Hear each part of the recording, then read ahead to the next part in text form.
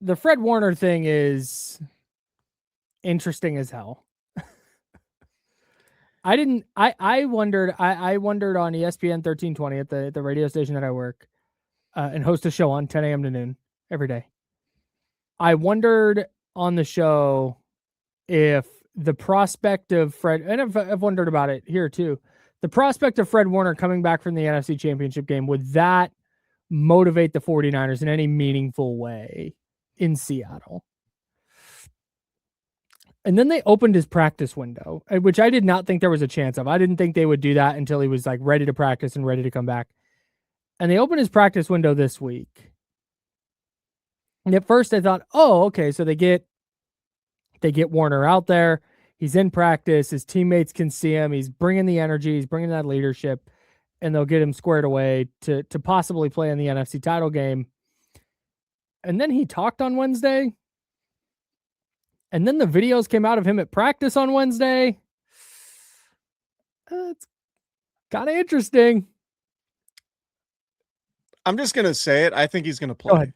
Yeah, all right. There you go. That's what I was trying to get. I think he's going to play. I'm going to go down. We're recording this Wednesday afternoon. I'm going to go down to Santa Clara on Thursday for media availability. But Warner spoke to reporters in the locker room before practice on Wednesday, and he said, and I'm quoting Nick Wagner's article, Warner said, "We're taking it day by day. I think they said last week they weren't going to open my window, and then my window is now open. So yeah, we're just taking it day by day." And to your point, if you look at all of the videos from the portion of practice open to reporters, Fred Warner is active. He is enthusiastic. Active. And here's the thing about Fred Warner, having covered him for a little bit, he's pretty easy to read.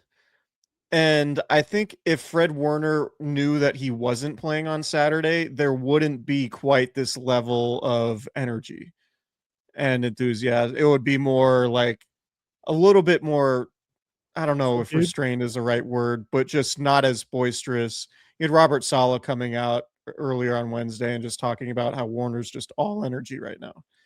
And I just don't think that would be the case if it was just, oh, Warner's just getting on the practice field to rally the troops and, you know, play in the NFC Championship game if the 49ers can beat Seattle.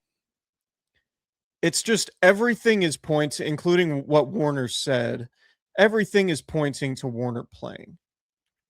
And so at this point, I don't think anybody should be surprised if he does play. And I think that would be a huge boost for the 49ers defense.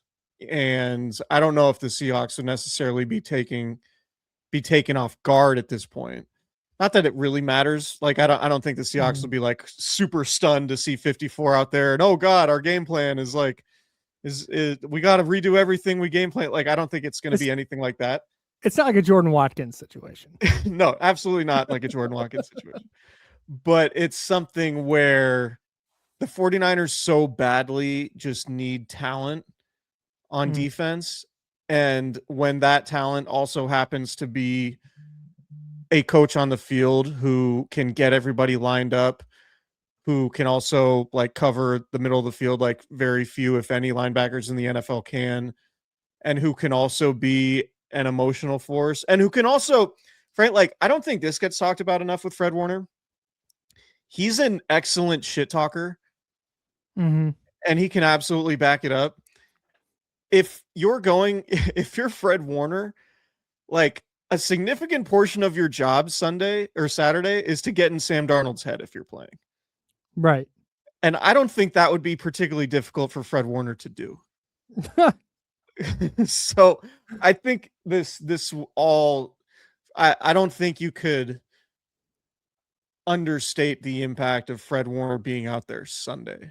And again, I don't want to get over our skis on this thing because maybe he doesn't play, but as of right now, Wednesday afternoon, it looks like it looks like it's trending that direction. There isn't anything to say, oh, he's absolutely not playing Saturday.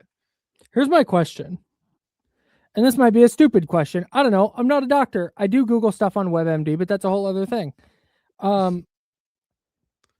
If I don't know how this type of injury recovery goes, But if doctors are like, yeah, he's cleared to go practice, he's good. Yeah, he can be out there and practice. He can't play until next week, though. He needs 7 to 8 additional days after Saturday in order to be ready to play football. That doesn't track to me. Like, that doesn't, and maybe I'm wrong. Like, maybe somebody who's a doctor who listens to this be like, actually, here's all the reasons that you're wrong. I'm open to that. But from where I sit and what I imagine is happening with that rehab and recovery, if he's at a point where they're comfortable being like, yeah, open the practice window, you're going to be out there, you're going to be full speed hitting a blocking sled and then running and jumping in front of cameras, I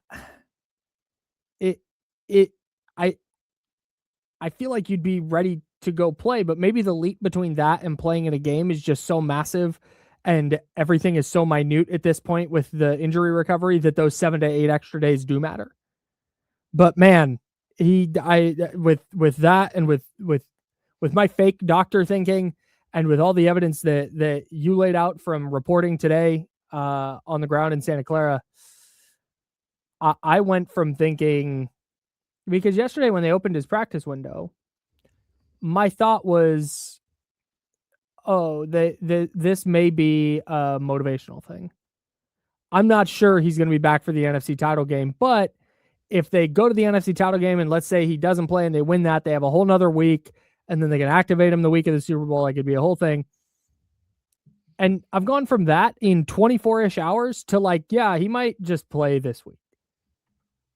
And I think it would. Does it change your mind about how you feel about the 49ers in Saturday's game if he does play? Absolutely. Absolutely, because we saw the 49ers defense do enough on the road against a tough team in a tough environment without Fred Warner. And having Fred Warner back in the middle of that defense, I think just can take the defense to a different level. Sure. Just having him, like, it can't be understated what having him pre-snap does. Like, he's got a photographic memory, right? Mm-hmm. Like, he can tell you what he can line everybody up. He can tell you what play he thinks the offense is running based on their alignments and down and distance and all that stuff. Like, he is Richard Sherman level of a computer in the middle of your defense who can recognize tendencies and put your guys in the right position.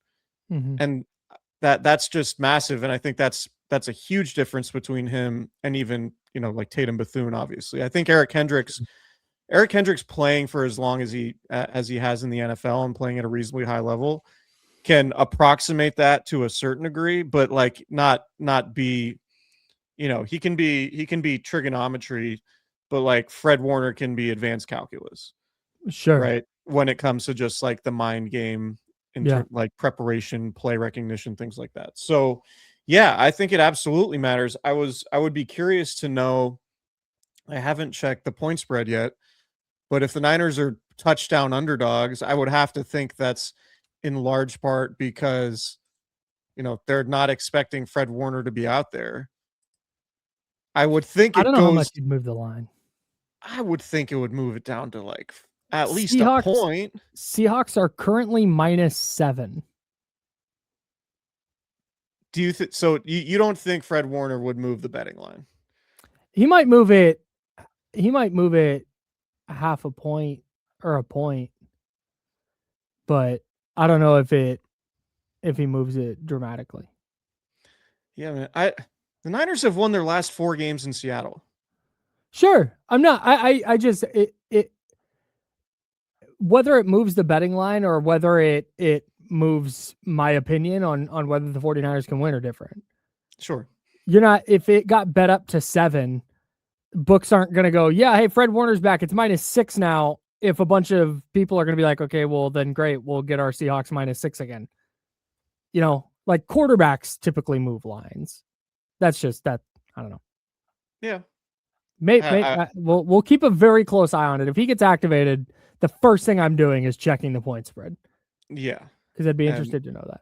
Yeah. Yeah, I think it's a fascinating subplot, and I think from an energy perspective, it would be big for the 49ers from a production perspective. Obviously, Fred's production speaks for itself.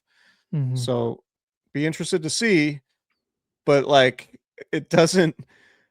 I think there would be some sort of like you would be able to tell from Fred Warner's body language, like, oh, I'm not playing this weekend, so I'm kind of going through the motions on practice. At practice, I'm Mm-hmm. kind of getting my ankle ready.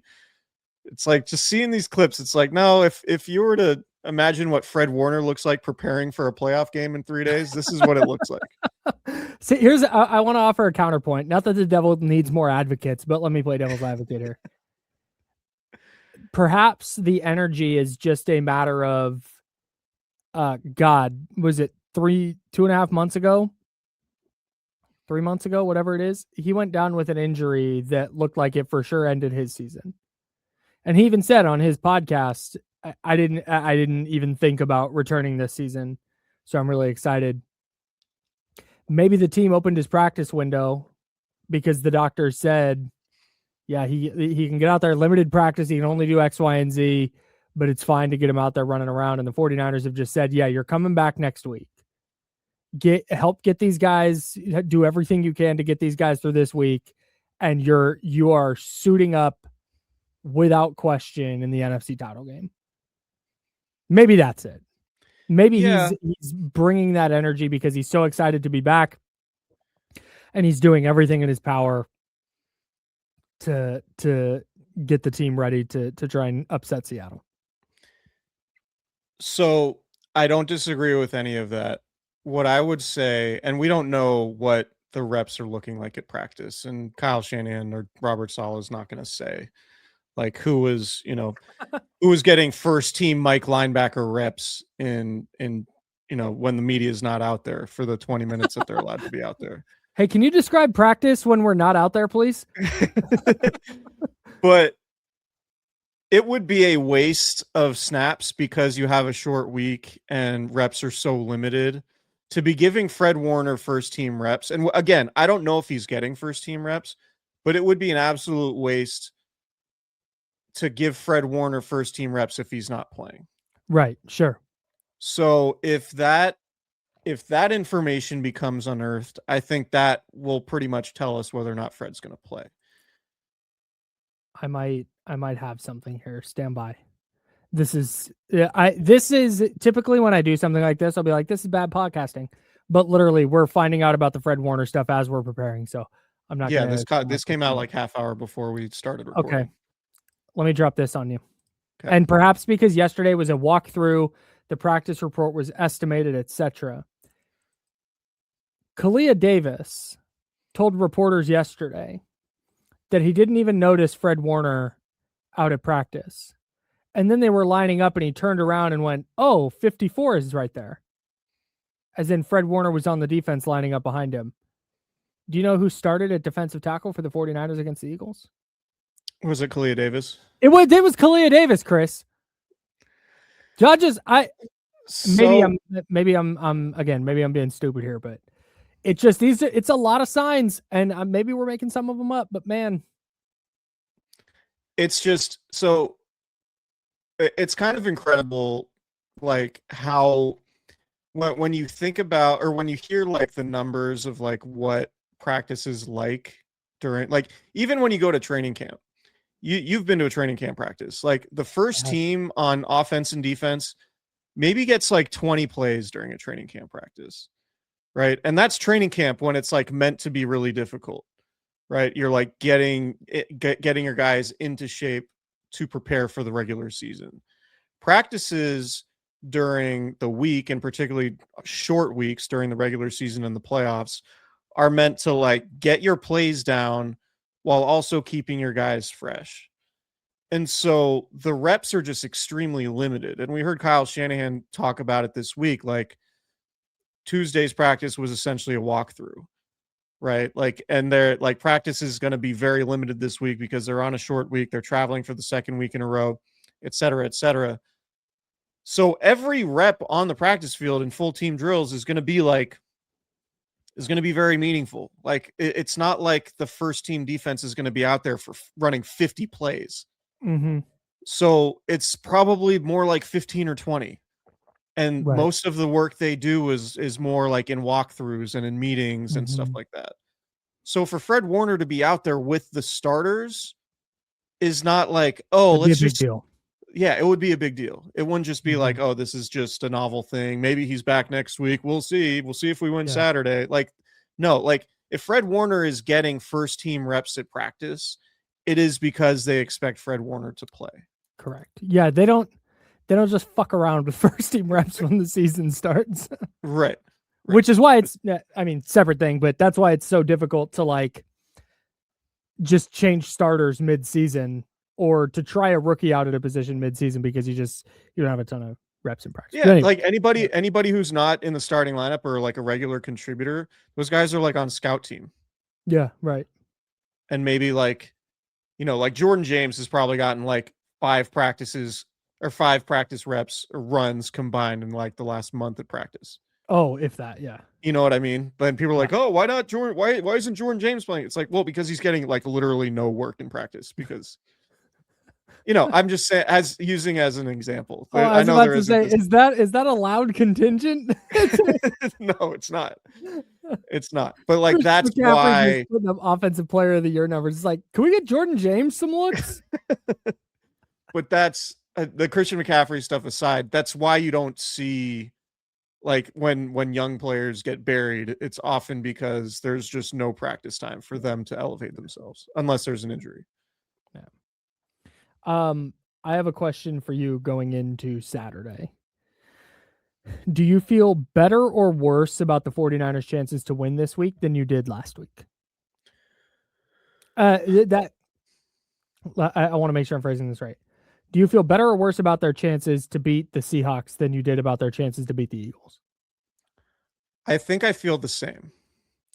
Interesting. I thought they had a better chance than consensus to beat the Eagles because I didn't trust the Eagles and I trust the 49ers to be buttoned up and just not play terribly in playoff games. Mm-hmm. Like every single time the 49ers have made the playoffs under Kyle Shanahan, they've gone to at least the NFC Championship game. Right.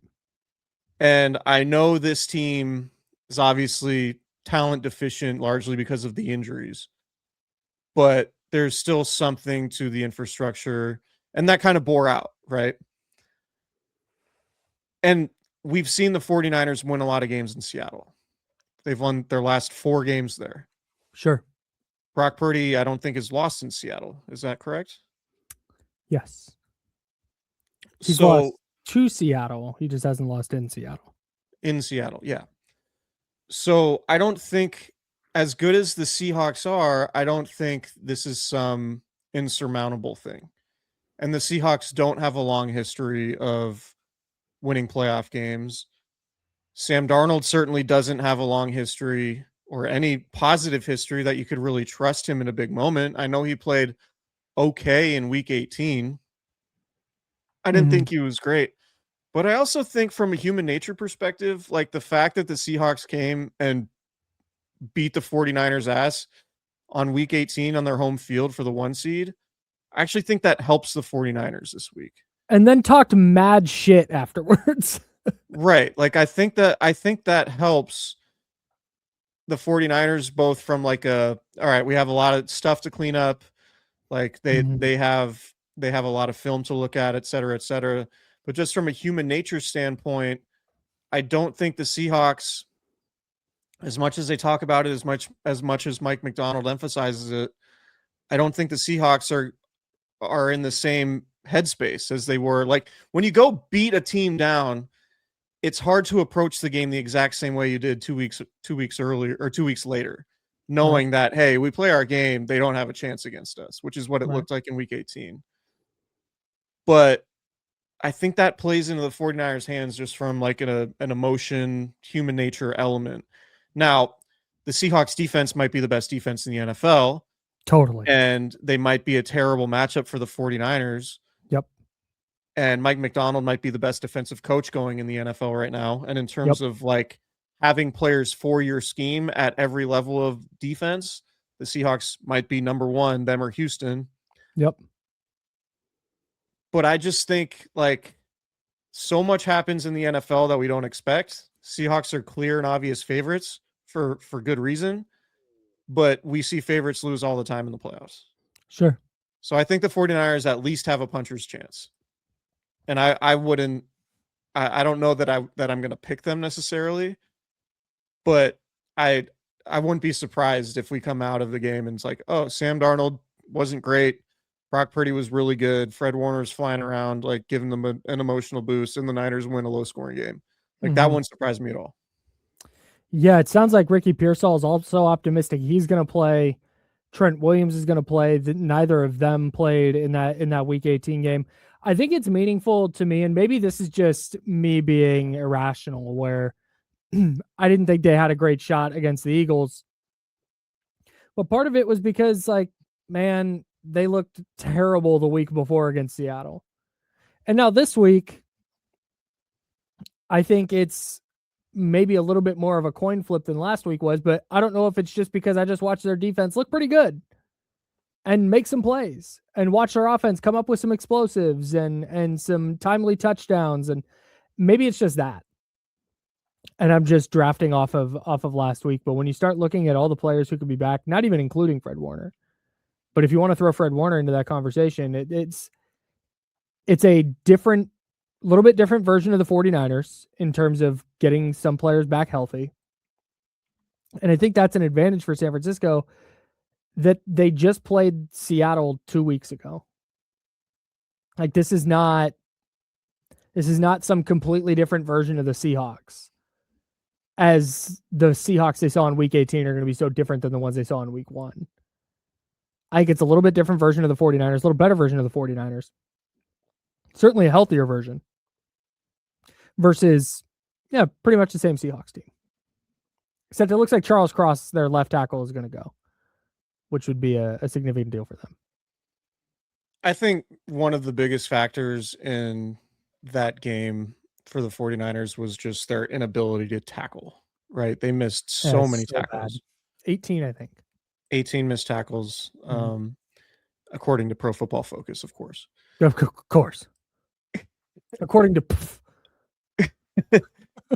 But so I think their tackling would be better. I think their fits in the running game will be better. And I think honestly, like when it comes to like week to week improvement in the NFL, like if you're really bad in one area and need to improve in that area the next week, I think defending the run is the easiest thing to just improve, like on a week to week basis. So I would imagine, particularly with Fred Warner back, I would imagine that they'll be at least better than they were in Week 18 defending the run. And I think if Christian McCaffrey doesn't drop that pass and flip it right to the Seahawks linebacker, whose name is escaping me, Drake Thomas. I think it's a completely different game in Week 18. So yeah, again, like the Seahawks are rightfully favorites, but I don't think the take going into the game is like, oh, well, the Seahawks throttled them in Week 18, and it's just going to be the same thing. To your point, if Fred Warner's back, that's massive. If Trent Williams is back, he will be back. That's obviously really important. And Ricky Pearsall was a huge missing element that the Niners offense didn't have in terms of their ability to separate from Seahawks cornerbacks. And Ricky Pearsall was a huge factor in the Week 1 win that the 49ers had up in Seattle. Yep. So, and you're not going to have George Kittle, which is obviously a big deal, but the 49ers didn't have George Kittle for 90% of the Week 1 win after he left in the first quarter with the hamstring injury. And Jake Tonjes had the game-winning touchdown. Talk about Jake Tonjes here in a second, but I have some Jake Tonjes thoughts. Oh, fuck. Yes. This is why the people subscribe. Is Jake Tonjes the lamb chops of the 49ers tight ends room? It's funny you should ask. We'll get to that in just a second. But we do need to let you guys know that we are brought to you by Lamb Chops, the official clothing provider of Candlestick Chronicles. Those watching on YouTube, shout out to you. But you will notice that Kyle and I are both wearing Lamb Chops hoodies. I got the custom black on black with the script. Kyle's got his Shepherd's Goods, got God, what Micro colors? sheep. Micro sheep, tie-dye, some multiple blues going on there. It's just really, really great stuff. Yes. The winter jacket is out. I need this. I'm probably going to go buy it here later this week, assuming one isn't already in the mail. Shout out to Craig. We will figure this out because I need to get my hands on this thing. And also, we already have our hands on the Candlestick Chronicles and Lamb Chops merchandise, hoodies, t-shirts. It's great stuff. You should throw Candlestick into the search bar at sglambchops.com and you'll find our merch. Buy it there. And Lamb Chops. Join the herd. Hell yeah. Candlestick Chronicles is also brought to you by Prize Picks. It's no longer the holiday season, but it still is the best time of year for sports, particularly the playoffs. Bowl games, basketball matchups, playoff pushes, it's all happening at once. And while you and I are out here making decisions every day, what gifts to buy, what to eat, which game to watch, there's one place where it feels good to be right. Of course, that is Prize Picks. So I have another 6-pick flex play for Saturday's game. I'm going Christian McCaffrey, more than half of a rushing and receiving touchdown. Jackson Smith and Jigba, more than half of a rushing and receiving touchdown.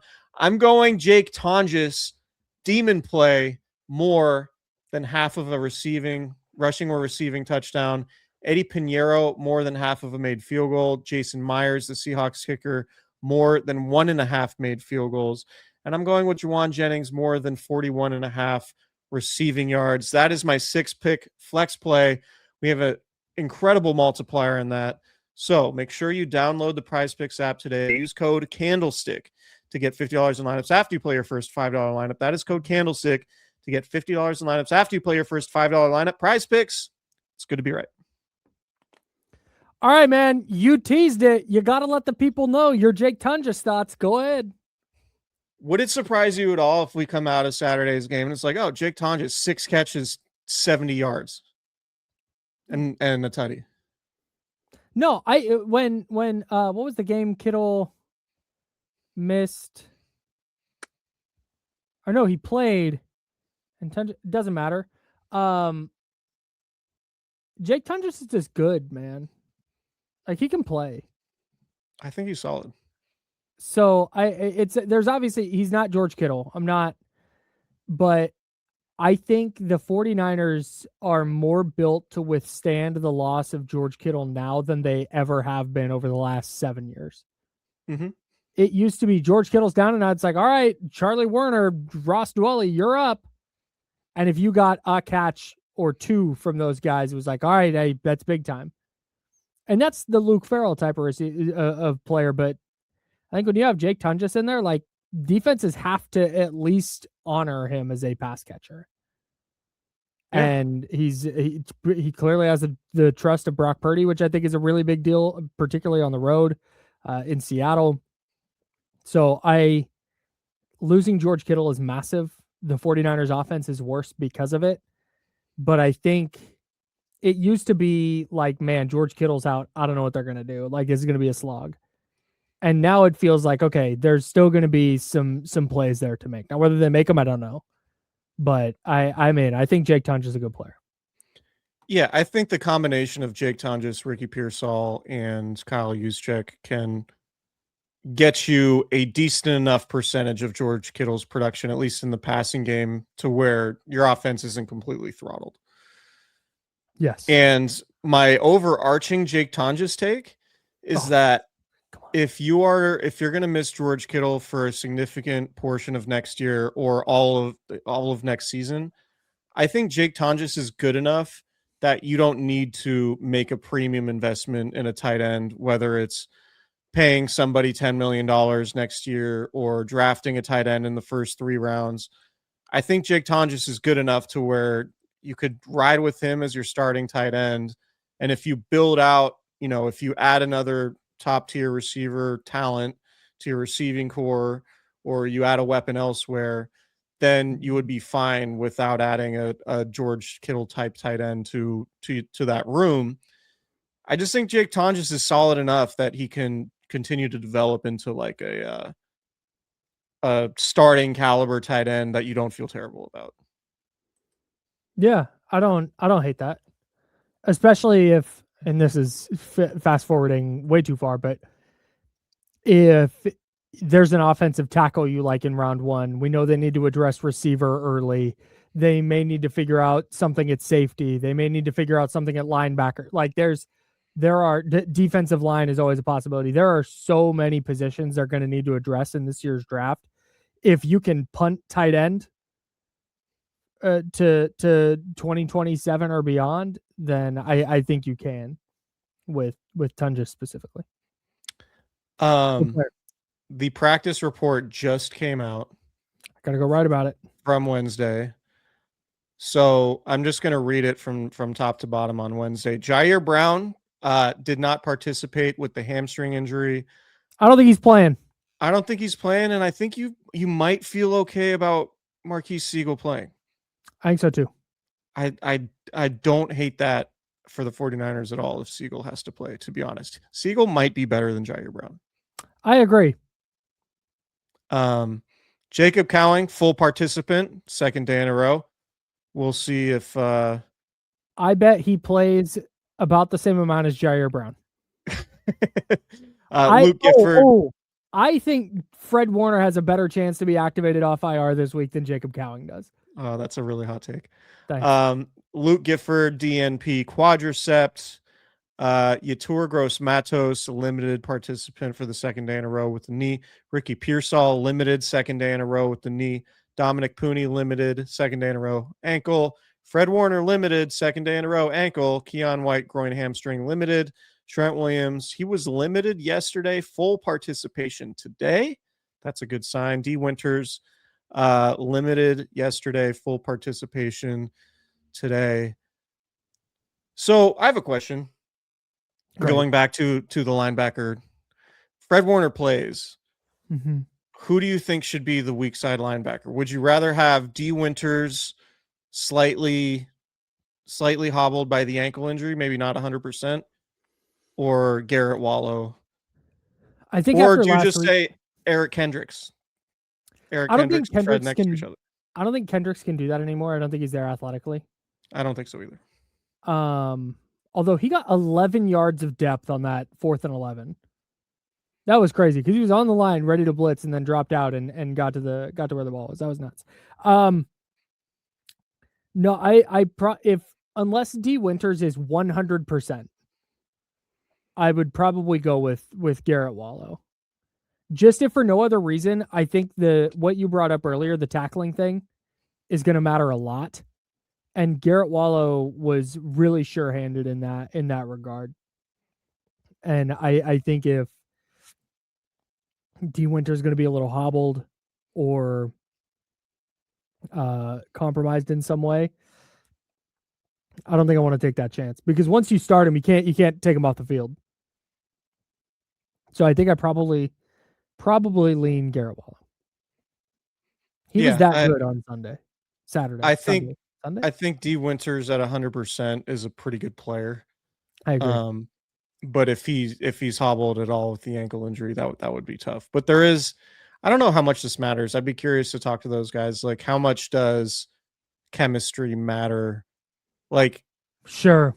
Does Fred Warner's chemistry with D. Winters play any role as opposed to Fred and Garrett Wallow of having never played together? Like, does that matter at all? Like, does D. Winters have an advantage from that standpoint, even though he's at 85, 90% on the ankle, as opposed to Garrett Wallow, who seemingly is 100% healthy, but has never played with Fred Warner before? Sure. I'd be curious to know, to see what those guys say about that. But yeah, I would play D if he's 100%, but if he's not, I wouldn't have any problem with Garrett Wallow playing. Man. That's kind of, which is crazy because Garrett Wallow was, I didn't even know the guy existed. I didn't know which game was it. Was it the Tennessee game?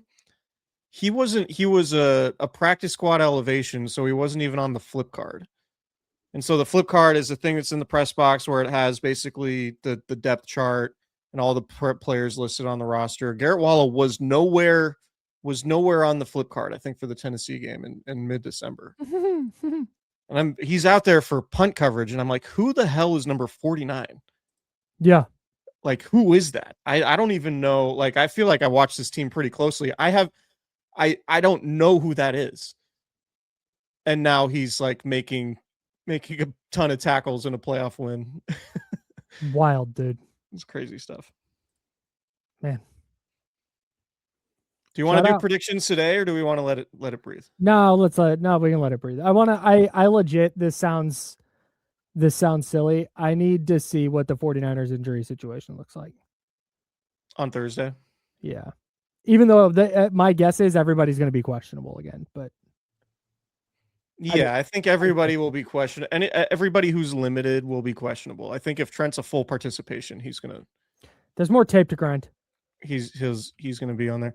Yeah, and even on the Fred situation, I think that's something that there isn't going to be news on it until Friday, when Fred's added to. I think he's still on IR, right? He just has his practice window open. Yeah, but so he would need to be added to. Correct. Does he need to be added to the active roster on Friday? Or maybe they would still do it Saturday morning. I think they officially make the move Saturday. Okay, but so yeah. I don't think we'll know Fred Warner's status officially on Thursday unless Kyle Shanahan just comes out and says it one way or another. Yeah, right. Which I don't think he will. No. So we'll see. We'll push it right up to game time. He won't say if Jordan Watkins is playing or not, which like I understand. But he doesn't divulge anything. It's like, hey, do you know who's going to be the backup left guard yet? And he's like, could be anybody. Like, all right, man. Hey, keep that competitive edge. I mean, I know I'm not going to tell you guys. All right. Great. The Kings are 10 in a million, and Doug Christie still is not going to divulge his starting lineup when there are injuries before a Kings game. Sick. Hey, there's 2 scoreboards, Chris. You just gotta win every margin you can. Yeah. Good for them. All right. Well, we will do another pod, maybe Friday.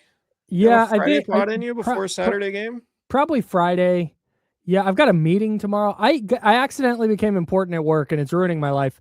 That meme is just me right now. So I have a meeting tomorrow after my show. I don't know if I'm gonna be able to pod tomorrow. So yeah, let's do Friday. Okay. Yeah, I'm look at us go. Going down to Santa Clara. It's like a days-long trek to get over there. So it's I was gonna say you can't always you gotta fight like week, just the Oregon Trail. When I went last week, I was in the car for 6 hours on the day. Fuck off, dude. Sacramento to Santa Clara is no joke, but I drive an ass-long drive every day because I live in the East Bay and I work in Roseville, and my ass-long drive gets me about halfway to Santa Clara. It's just insane between all the construct. There's basically road construction the whole way. Yeah, there's no easy parts of the drive. Yeah, and yeah. Anyway, no one cares, but it makes it difficult to record a podcast after sitting in the car for that long to watch them practice for 5 seconds. And totally. Anyway, all right. Well, we'll pod again, most likely Friday. Subscribe to the YouTube channel. Go to Cooperage Brewing. Get the Candlestick Chronicles Hazy IPA in time for Saturday's game. You can go to their website, cooperagebrewing.com, and get it delivered anywhere within the state of California if you are 21 or older, of course. And both of their spots in Santa Rosa on Airway Court near Pioneer Road in West Santa Rosa, and then Ross Street downtown. Amazing spots. Go check them out. Shout out to Prize Picks. Shout out to Lamb Chops. And we'll talk to you guys later in the week. See ya.